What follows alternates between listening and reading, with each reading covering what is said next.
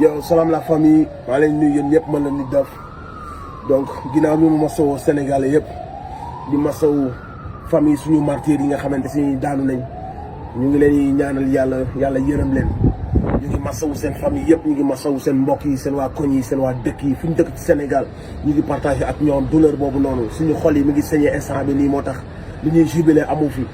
parce que gagné wuñu dara pour le moment. am na benn pas bu ñu def certes mais on a perdu nos frères et nos sœurs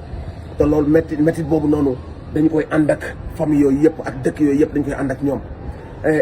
li ñu bëgg a wax nag mooy képp koo xamante si ni am nga koy gërëm koy tàcc wala koy féliciter na nekk la jeunesse sénégalaise. La jeunesse sénégalaise nous sommes fiers de vous. ay ndaw lii rek lañ mën a jëriñ seen réew bu leen soxlaa ngeen jug taxaw yow aussi loolu rek nga mën a jëriñ say doom nga xàllal leen yoon bi nga def sacrifice pour ñoom mooy nga jug taxaw pour ñoom.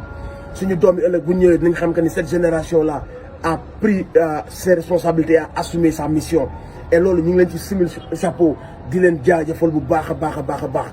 di wax que ni lépp loo gis aussi combat boo gis dafa am ay stratégie dafa am ay leader ñëpp tàngoon nañ ñëpp waxoon nañ lan mooy objectif final bi mais ndegam ki nga xamante si nii moo doon jiite di ñu mépriser suñu moor yi di wadd benn par benn waxul ak ñun faale wuñu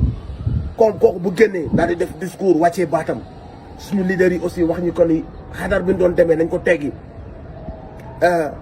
li ñu war a def mooy déglu leen parce que ñoom aussi am nañ benn calendrier boo xam ne moom la ñuy tëral te loolu mooy suite combat bi. parce que am réew aussi bu ma ko jiite ci élection bu ma arrangé wul du am il faut ma natt ko ba période bi sama popularité baaxee mooy doog a def élection déedéet moomu leen réew mi calendrier yi da ngeen koy respecté loolu mooy suite bi mooy nervi yi ngeen jënd yi ngeen woo. ñu identifier leen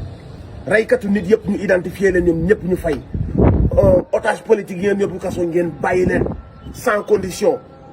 tëral nañ calendrier bi ñun ñëpp nañ tënku ci calendrier bi parce que dégg ngeen ñu ne dañ ñuy woowaat manifestation bu ñu woowaatee manifestation na mën leen ni c'était le premier jour c'est ça la suite du combat ñi ko comprendre dañuy foog ni tey dañoo waroon génnaat suba ñu génnaat déedéet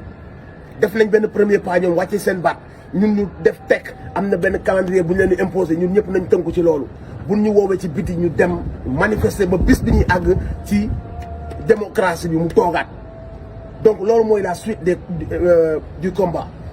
may fàttali que ni ñun li ñu mën a def ñun ñu dëkk ci koñ yi suñu mbokk yi nga xamante se ni seen liggéey yàqu na ci wala seen boutique toj si wala affaire yu mel noonu ñun ñu dëkk ci koñ yi ñu def ay comité ñu def ay collecte nu ñu mën a jàppale suñu commerçant yooyu wala ñi yàqule ñu jàppale leen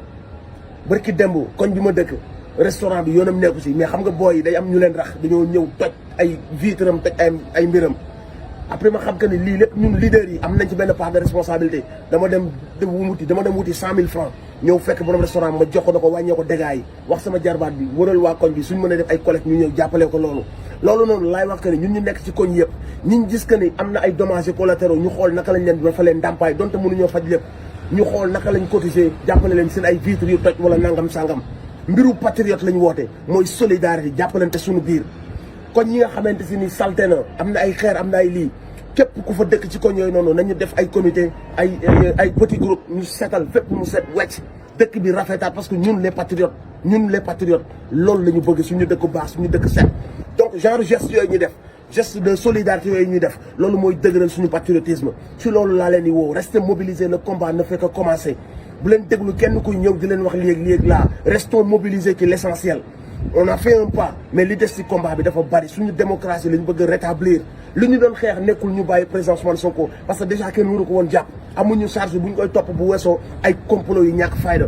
donc pour ñu libéré ko loolu du woon mooy combat bi donte ci la bokkoon ñoom def nañ benn premier pas léegi li topp ci combat bi mooy leaders yi toog nañ am nañ calendrier boobu la ñuy imposer te calendrier boobu ñuy imposer askan bi moo leen ciy jàppale pour ñu ànd ci pour que démocratie bi mën a àgg ci niveau bi ñu ko bëgg donc ce sera ça la suite na ko ñëpp xamee noonu jàllalee ko noonu on reste motivé on reste en alerte buñ ñu woowee ñu génn mais nekkul na dañuy génnaat tey teel am ñuy wax non ana ñu doon génn patati patata combat boo gis day jaar ci yoon il faut moom ay leader il faut ñuy déglonte ñu xam fan lañ jëm ak lan lañ bëgg donc pour le moment nañ déglu leader yi bu ñu woowee ñu génn ñu topp calendrier bi ay élection de am ku nekk am si chance boo waree gagné soo waree perte nga perte mais lépp am ci yoon ak droit donc c'est ça la suite du combat restez mobilisés fu ngeen nekk ci Sénégal et comme ni ma leen ko waxee rek restons solidaires nañu def ay gestes yoo xam ne day dëgëral suñu patriotisme mooy jàppale ñi yàqule def ay collecte def ay xam nga ku nekk 1000 francs 5000 10 000 waa ji naroon jënd vitre te moom lañ yàqal magasin yéen ngeen defal ko nga xam si amoon na naqar mais au moins waa koñ bi ñëw nañ defal ko kolo mu defaraat ay vitre am ñun ñëpp bu ñu dee geste yu mel noonu dina tax ëllëg dañuy légitime suñu waxee booy wàcc leen ci mbedd yi dañuy légitime parce que dañuy xam que ni ñun defuñu ay affaire u délinquant defuñu ay affaire u agresseur ay affaire u borom bopp lañu ay nit yu gëm seen réew donc maa ngi koy digal yéen ñu nekk ci Sénégal bi yëpp surtout ci Dakar fépp fu am ay dégâts xool leen naka ngeen ci mën a kolo jàppale ñi am ay dégâts donte mun leen def lépp ngeen def geste boo xamante ni dina leen soulager loolu la ñuy woowee patriote ci loolu lañ leen di woo mooy gëm suñu réew jàppale suñu réew defar suñu réew mais nag xeex injustice mooy la première chose à faire injustice fu mu am dara du dox xeex justice nag justice bu xasee ba am